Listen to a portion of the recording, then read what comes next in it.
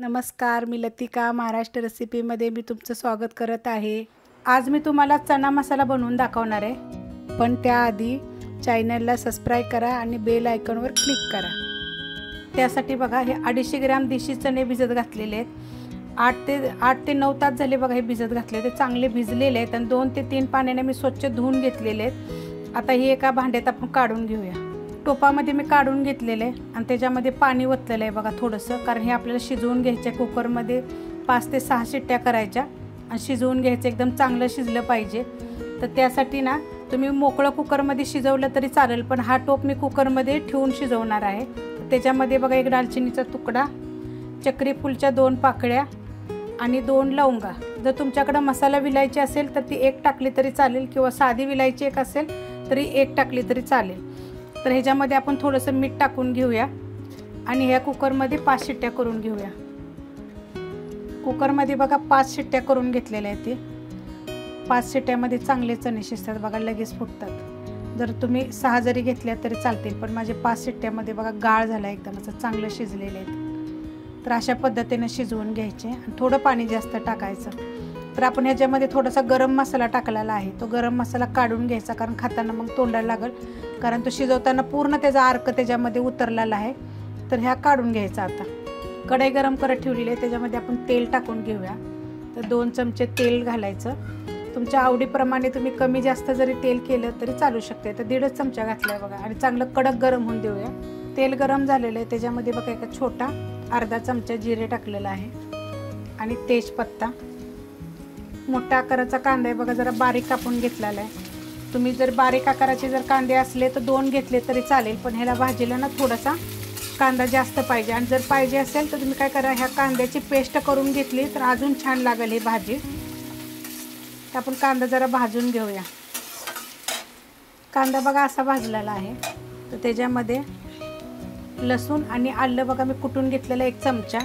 जरी तुम्ही पेस्ट घातली तरी भाजी किती छान होईल, अशी कांद्याची पेस्ट, लसूण आलं टमाट्याची पेस्ट सगळ्या पेस्ट करून टाकायच्या। आता हे आपण 1 मिनिटभर परतून घेऊया।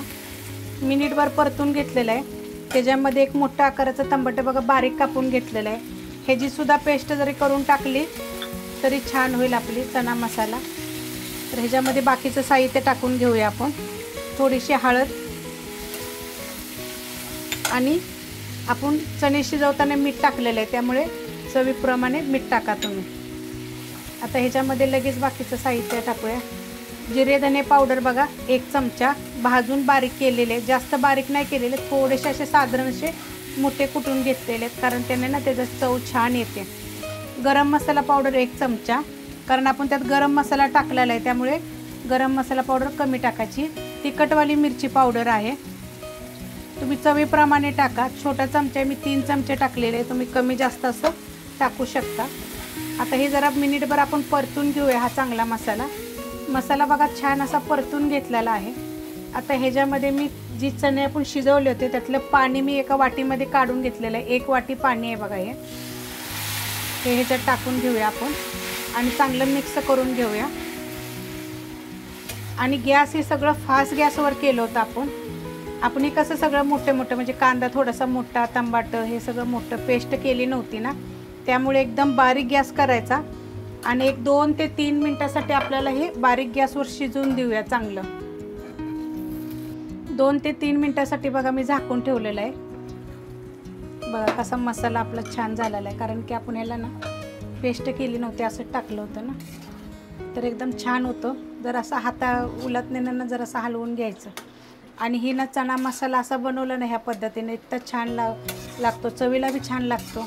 तुम्ही भातावर खा, भाकरीवर खा, चपातीवर खा, फुलके बनवून खा, एकदम मस्त असं लागतो।